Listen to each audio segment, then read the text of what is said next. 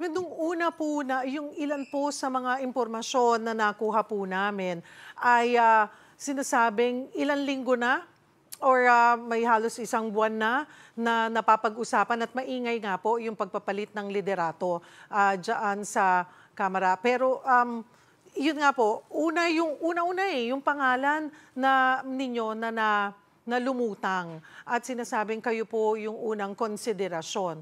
Yun ba ay nakarating sa inyo, you seriously considered it or tinanggihan niyo rin po?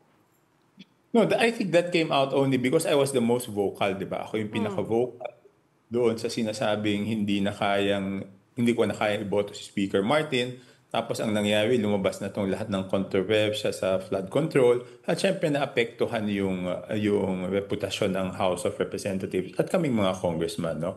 mhm. At yeah, openly, pag tinatanong ako, even amongst colleagues o even sa media interview, sinasabi ko, hindi maganda kung sakali man, no, na umabot doon, hindi maganda. Kaya doon pa lang sa mga maliliit na pulong-pulong o doon sa mga interviews, sinasabi ko na hindi ko pa pwedeng tanggapin yan kasi hindi maganda. Iisipin ng tao na kaya lang ako lumabas ng statements na yon para maging speaker, no? So, gusto kong patunayan na this is not about the speakership, but this is about the needed reforms. Ito'y tungkol sa mga reforma na kailangan gawin para sa ating bansa, no? It's not about the speakership. So, yun lang ang gusto kong ipakita na hindi yan tungkol diyan.